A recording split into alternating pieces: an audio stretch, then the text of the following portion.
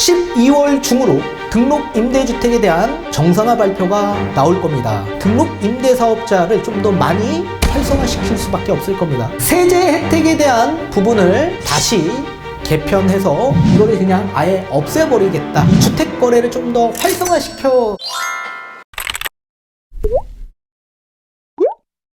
네, 안녕하세요. 반갑습니다. 이경민의 부동산 하이킥의 이경민입니다. 자, 11월 10일 부동산 시장 현안 대응 방안 대책이 발표가 되었습니다. 부동산 규제를 완화하는 정책들이 담겨져 있는 대책이었는데, 이 수많은 정책 중에 가장 중요한 정책 두 가지가 있습니다. 첫 번째는 수도권 규제 지역 해제 발표가 있었는데, 이건 저번 시간에 제가 강의 영상에서 다뤄드렸고, 오늘 시간에 다뤄드릴 두 번째, 이 등록 임대주택에 대한 정상화 12월 중에 발표할 거다라는 내용을 토대로 해서 오늘 강의 영상을 좀 말씀해 드리도록 하겠습니다. 자, 그리고 통합적인 얘기는 다음 시간에 제가 따로 말씀을 해드리는 시간을 좀 가져보도록 하겠습니다. 제가 9월 달에 뭐라고 설명을 드렸냐면, 국토부에서 지금 용역 발주해서 성공해서 용역 착수가 되어 3개월 뒤인 12월 달에 발표할 예정이다라고 말씀을 드렸죠. 그리고 제가 그 이전부터 계속 직원직선에서 아파트건 소형주택이건 전부 다 등록 임대주택에 대한 전략적인 계획들을 수정해 드렸고 말씀을 해드리면서 보유하라고 설명을 드렸습니다. 아파트 또한 마찬가지 등록 임대주택에 대한 부활 제도가 가능할 것으로 생각을 했기 때문에 그렇습니다. 자, 그러면 뒤에 제가 PPT를 통해 앞으로 다음 달에 나올 이 등록 임대주택에 대한 정상화 발표에 어떤 개편 방안에 대한 내용들이 담겨져 있을지 하나하나 나열해 가면서 설명을 도와드리도록 하겠습니다. 자, 우선 그 대책에 대한 내용을 하나하나 좀 살펴보도록 하겠습니다. 등록 임대사업자에 대한 정상화, 연내에 합리적으로 개편 방안을 마련하겠다라고 합니다. 자, 2020년 이후에 등록 임대사업자 혜택이 지속적으로 축소되고 있습니다. 현재는 장기 10년 비아파트 소형주택만 매입 임대주택으로서 신규 등록을 허용하고 있고, 종부세, 양도세, 법인세 등 세제 혜택도 지속적으로 축소되고 있다라고 합니다. 자, 과거 지원제도 운영할 때 이 등록 임대주택에 대한 효과가 굉장히 좋았다. 따라서 매매 및 임대차 시장 상황 등 다양한 여건을 감안해서 연내 합리적 개편 방안을 마련하겠다라고 하고 있습니다. 세제 지원, 금융 지원 수준 등에 대한 종합적 평가와 함께 리츠 등 전문 법인 사업자 육성 방안 등을 포괄적으로 검토하겠다라고 합니다. 등록 임대사업자 정상화 발표는 12월 중으로 발표가 나온다라고 합니다. 자, 뒤에 PPT를 통해 하나하나 설명을 도와드리도록 하겠습니다. 자, 앞서 말씀드린 대로 12월 중으로 등록 임대주택에 대한 정상화 발표가 나올 겁니다. 자, 지금의 이 부동산 시장을 바라봤을 때 금리 인상에 대한 여파로 인해 실소유층들이 시장에 유입되지 못하고 있는 상황이고, 아직도 도입되고 있고 적용되고 있는 규제 정책으로 인해 투자 수요층들도 마찬가지 시장에 유입되지 못하고 있는 상황에서 매물 출회 현상들이 계속 발생이 되어 매수인은 없는데 매도 물량 적체로 인해 가격 하락세가 계속 나오고 있는 상황입니다.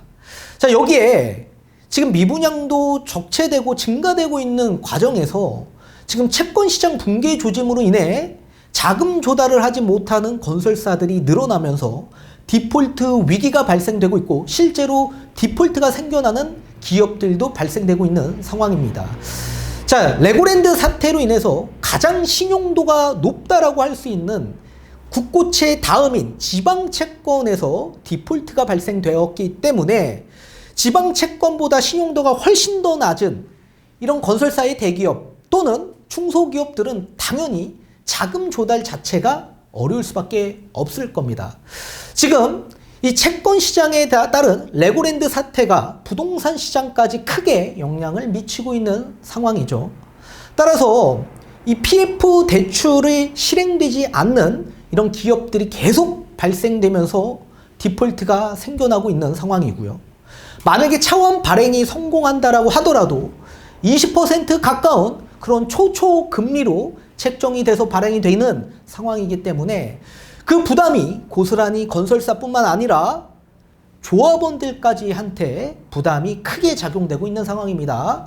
따라서 이렇게 차환 발행의 초금리로 발행이 된다라고 한다면 추가 분담금에 대한 부담이 계속 늘어날 수밖에 없는 상황이 나올 수밖에 없고요. 그게 다 일반 분양에 다 반영이 될 수밖에 없을 겁니다. 따라서 일반 분양을 받아야 할 청약자 분들도 지금 대출 규제가 적용되고 DSR도 적용되어 있는 상황에서 지금 일반 분양가가 높으면 분양을 받을 수 있을까요? 당연히 분양받지 못하는 상황까지 발생이 될 수 있을 겁니다. 지금 악성 미분양뿐만 아니라 이제 중공점 미분양 상태도 증가가 계속되고 있는 상황에서 아마 굉장히 위험성이 가중되어 있는 부동산 시장의 선제 대응 조치로서 이렇게 갑작스럽게 급격하게 가격 하락의 경착륙을 막기 위한 대응 조치로서 주택 임대 사업자에 대한 방안 대책이 나온 거다라고 생각하시면 좋을 것 같습니다. 따라서 시장에 실수요층들이 유입되기 어려운 상황에서 결국엔 투자 수요층들을 규제 정책에서 완화해줘서 시장에 좀 더 많이 유입될 수 있게끔 만들어 놓은 조치다라고 보셔야 됩니다. 자, 투자 수요층들도 마찬가지 이 미분양을 해소시키기 위해서는 세제에 대한 부분을 완화하고 세제 개편에 대한 방안에 대해 포함시켜야 될 수밖에 없겠죠. 따라서 이런 아파트에 따른 등록 임대주택에 대한 부활 제도도 반드시 나올 수밖에 없을 거라고 봅니다. 미분양 해소를 하기 위해선 당연히 아파트에 따른 등록 임대주택도 부활시켜야 되겠죠. 그리고 또 신축 아파트를 구입하는 데 있어서도 여러 세제 혜택도 부여해야만 할 겁니다. 그리고 지금 현재 다주택자분들의 이 매물출의 현상들이 계속 발생되고 있는데 이 매물출의 현상들을 좀 더 방지해야지만 가격 하락세의 경착륙을 막을 수 있겠죠. 그러려면 당연히 주택임대사업자에 대한 제도, 부활, 개편 방안을 통해서 세제 혜택을 받는 다주택자분들이 이렇게 급격하게 매물출의 현상을 막는 이런 방지 효과를 또 나타낼 수 있고요. 또 임대차 시장이 또 계속 불안정해지고 있는 상황입니다. 거기에 따른 또 목적의 등록 임대사업자의 정상화 발표가 나올 겁니다. 자, 지금 뭐 전세 가격은 지금 하락세에 있다라고 하더라도 나중에 금리 인하 여파와 함께 또 엄청난 큰 부담에 월세 가격에 부담을 느끼는 분들이 또 다시 전세로 이동하는 수요층들이 많아질 수밖에 없을 겁니다. 나중에. 그렇다면 또 전세 가격이 계속 정상 범위 내 그 이상까지 또 올라갈 수 있는 상황까지 나올 수 있겠죠. 또 그걸 막기 위해서는 재계약할 때마다 5% 이내로 계약을 할 수밖에 없는 등록 임대사업자를 좀 더 많이 활성화시킬 수밖에 없을 겁니다.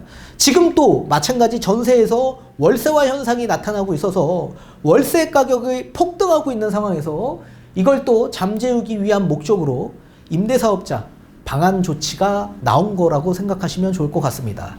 자, 그렇다면 소형주택에 따른 주택임대사업자 개편은 어떤 방향으로 나올 수 있는지를 한번 판단해 보도록 하겠습니다. 일단은 세제 혜택에 대한 부분을 아마 다시 개편해서 다시 소급 적용할 가능성이 매우 높을 것으로 판단이 돼 보입니다. 자, 지금 현행 종합부동산세법에 따른 종부세 합산 배제와 함께 양도세 중과 배제를 받는 분들이 있기도 하지만 그걸 받지 못하는 이런 주택 임대사업자분들도 굉장히 많이 계십니다. 자, 법이 바뀌었기 때문에 이런 혜택들을 받아보지 못했던 거죠. 자, 2018년 9월 14일 이후에 조정 대상 지역 일대로 국내에 1세대 1주택 이상을 보유하신 분들이 주택을 취득해서 등록 임대사업자로 등록할 경우에는 종부세 합산배제와 양도세 중과배제를 받지 못하고 있는 상황입니다. 이런 분들은 당연히 소급 적용할 가능성이 매우 높다. 따라서 앞전에 제가 말씀드린 그 시기 2018년 9월 14일 이후 그 시기와 또 지역, 조정 대상 지역, 뭐 이런 규제 지역과 무관하게 다 전부 다 임대사업자 등록하면 받아보실 수 있게 될 겁니다.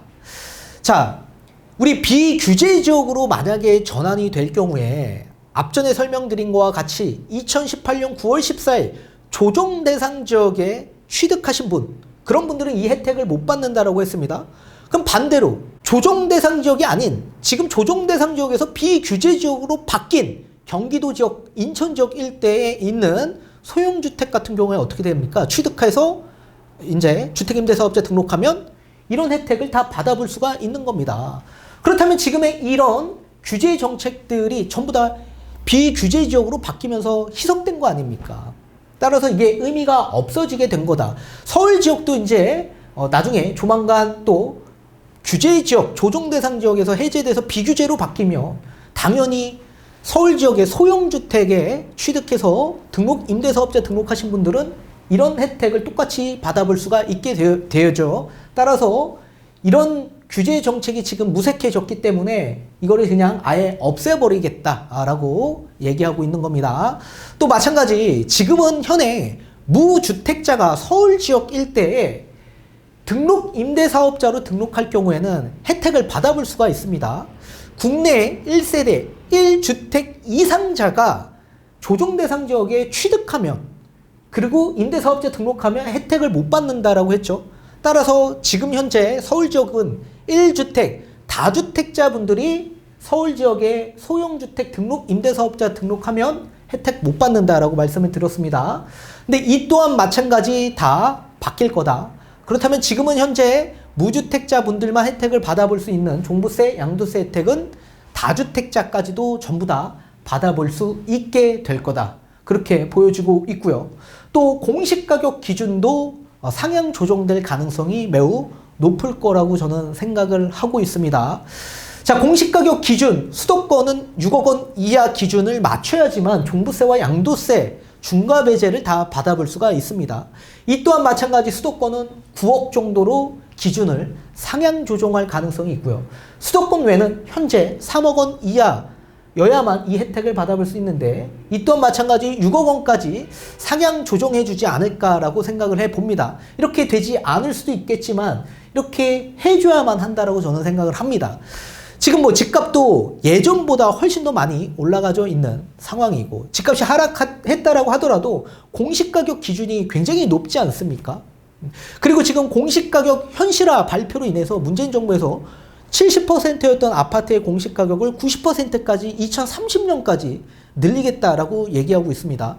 근데 이거를 요번에 윤석열 정부가 80%까지 인하할 수 있을 것으로 또 판단이 돼 보이는데 어찌됐든 간에 70%에서 80%까지 늘어나는 이 공시가격 기준이 있기 때문에 아마 여기에 맞춰서 세제 혜택을 받아보려면 공시가격도 마찬가지 기준을 좀 상향해 줘야 된다.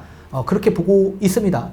자, 이런 기준은 종합부동산세법 시행령과 소득세법 시행령을 개정해 줘야 되는 부분이 있기 때문에 이거는 대통령 제거로 충분히 바로 시행할 수 있다. 따라서 제가 봤을 땐 아파트도 추후에 제가 뒤에 가서 다시 말씀을 드리겠지만 이렇게 임대사업자가 다시 부활할 가능성이 있겠지만 우선적으로는 소형주택에 따른 세제 혜택이 먼저 개편돼서 시행될 가능성이 매우 높을 것으로 판단이 돼 보입니다. 자, 앞전에 제가 설명을 드렸지만 간단하게 조금 설명을 드린다면 종합부동산세법 시행령 3조 1항 8호 남업 1부터 4까지 해당되는 경우에는 종합부동산세법 이런 종부세 합산배제 못 받습니다.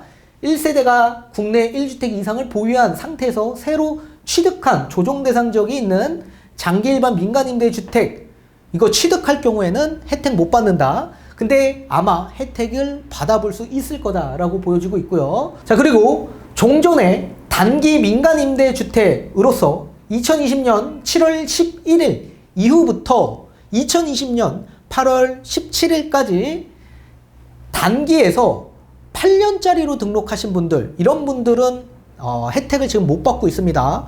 또는 7월 11일 이후부터 10년짜리로 장기 일반 민간임대주택으로 변경 신고한 주택도 당연히 혜택을 못 받고 있는데 아마 이렇게 해당되시는 분들도 이번에는 혜택을 다 받아보실 수 있게 될 겁니다. 자, 그리고 2018년 9월 14일 이후에 주택을 취득하신 분들 조정 대상 지역에서 그런 분들도 마찬가지 소급 적용해서 아마 혜택을 받아보실 수 있을 것으로 보여지고 있습니다. 자, 그리고 이번에는 아파트에 따른 주택임대사업자 개편 예상을 좀 해보도록 하겠습니다. 일단은 가장 우선적으로 건설임대주택을 4년짜리를 다시 부활할 가능성이 좀 있어 보입니다. 자, 4년짜리는 지금 아파트건 뭐 소형주택이건 전부 다 폐지가 되었습니다. 근데 건설 임대주택은 4년짜리를 부활할 가능성이 좀 더 있어 보인다. 임대 공급을 빨리 해줘야지만 임대차 시장이 좀 안정화될 수 있고요. 또 이뿐만 아니라 민간 건설 임대주택들이 계속적으로 건설을 해줘야지만 건설 경기가 회복되지 않겠습니까? 그래서 따라서 리츠 사업 또는 뉴스테이 사업 공공지원해서 민간 건설 임대를 하는 경우 또는 공공임대, 민간임대 이런 리츠나 뉴스테이 사업도 아마 제가 봤을 때는 좀 더 공격적으로 세제 지원과 4년짜리 부활을 하면서 건설 경기를 좀 더 활성화시키는데 아마 방점을 좀 찍을 것으로 보여지고 있습니다.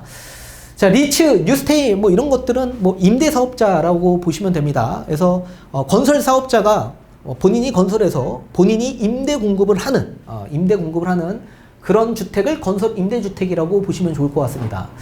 자, 그리고 매입 임대주택입니다. 매입 임대주택은 우리 여러분들이 등록하는 주택임대사업자라고 보시면 되는데 이거는 뭐 4년짜리 그리고 8년, 10년짜리 뭐 아무것도 못하게끔 폐지가 되었죠. 근데 제가 생각할 때는 10년짜리로 부활이 될 가능성이 매우 높을 거다. 그렇게 생각을 하고 있습니다. 자, 전용 60제곱평방미터 이하인 아파트만 해당될 가능성이 있어 보입니다. 이거는 뭐 인수위 때부터 윤석열 정부가 주택임대사업자 전용 60제곱미터 소형 아파트 위주로 다시 부활하겠다라고 이미 인수위 때부터 얘기를 해왔던 상황이기 때문에 아마 8호까지는 못 받을 가능성이 매우 높고 전용 60으로 아마 될 가능성이 있어 보인다. 그렇지만 이제 4년짜리 단기 임대사업자는 제도 부활이 좀 어려울 것으로 저는 개인적으로 판단을 해봅니다. 임대차 3법도 우리가 최대 4년이지 않습니까? 그럼 만약에 주택임대사업자 4년짜리를 만약에 부활할 경우에 주택임대사업자를 등록하신 분들은 종부세와 양도세 혜택을 받는데 임대차 3법으로 인해서 계약갱신한 일반 임대인분들 같은 경우에는 종부세, 양도세 혜택을 아예 못 받습니다. 그러니까 이게 상충되는 내용들이 있기 때문에 제가 볼 땐 4년짜리는 부활되기가 어려울 것으로 보여지고 있고 따라서 10년짜리, 8년짜리는 없어졌기 때문에 10년짜리로 부활할 가능성이 좀 있어 보인다. 또 취득세 감면 혜택도 있을 것으로 저는 보여지고 있습니다. 우리 보통 앞전에 제가 설명드린 것과 같이 미분양이 엄청나게 증가되고 있는 상황에서 실수요층들이 이 미분양을 좀 더 해소시켜 줘야 되는데 대출 때문에 금리 인상 때문에 못 들어온다. 투자 수요층들이 들어와야지만 미분양이 해소될 거다. 그러면 다주택자 분들이 만약에 뭐 수도권 조정 대상 지역에 지금 서울 지역 일대에 만약에 미분양 난 거 만약에 취득하게 됐다라고 한다면 취득세 준 거 아닙니까? 따라서 준공 이후에 매매하는 분들, 첫 번째로 이제 매매하는 분들 같은 경우에는 우리 소형주택에서 85%의 취득세 감면 혜택을 받는 듯이 비슷하게 이렇게 취득세에 대한 감면 혜택을 좀 부여하지 않을까. 그럼으로써 이 주택 거래를 좀 더 활성화시켜는 방안을 마련하지 않을까. 그렇게 따로 한번 생각을 해봅니다. 자, 이거는 근데 중요한 건 민특법 개정이 필요한 부분이 있습니다. 따라서 정부 입법이 추진돼서 발표를 할 것으로 보여지는데 발표가 나오고 난 이후에 정부 입법안이 아마 추진이 될 텐데 이거는 민주당의 협치가 좀 필요한 부분이 있습니다. 따라서 좀 어느 정도 협치가 돼서 이게 본회의에 의결이 돼야지만 진행이 되는 부분이 있기 때문에 시간적인 부분이 조금은 소요가 될 것으로 보여지고 있습니다. 그렇지만 지금 민주당 쪽에서도 예전부터 계속적으로 주택임대사업자에 대한 부분을 계속적으로 협치하고 있는 상황이었기 때문에 이거는 아마 해줄 가능성이 좀 높아 보인다. 그렇게 생각을 하고 있습니다. 자, 따라서 민간 임대주택에 관한 특별법 2조 이 6호 이것도 마찬가지 다시 신설을 해줘야만 합니다. 이게 지금 현재 삭제되어 있는 내용이고, 이거는 민간 건설 임대주택이 등록을 하려면 이런 것들을 좀 살려줘야 되고, 민간 임대주택에 관한 특별법 2조 5호에 따라서 장기 일반 민간 임대주택 10년 이상 임대하는 민간 임대주택 가로에 아파트를 임대한 민간 매입 임대주택은 제외한다. 이 문구도 삭제를 해야만 할 것으로 보여지고 있습니다. 자, 따라서 앞으로 12월 이제 얼마 남지 않았죠. 소형주택과 그리고 아파트의 이런 주택임대사업자에 대한 개편 방안이 어떻게 나올 수 있는지 한번 우리가 지켜봐야 될 부분이 있는데, 아마도 세제 완화에 대한 그리고 아파트에 대한 주택임대사업자 개편 방안이 아마 발표가 될 가능성이 매우 높을 것으로 보여지고 있습니다. 그렇다면 여러분들도 당연히 지금 물건을 보유하고 있는 분들이라고 한다면 전략을 수정할 수밖에 없을 거고, 또 주택을 또 취득할 만한 투자 수요층이 시장에 만약에 나올 거라고 한다면 또 여러 가지 전략적인 계획들을 수정하셔야만 할 겁니다.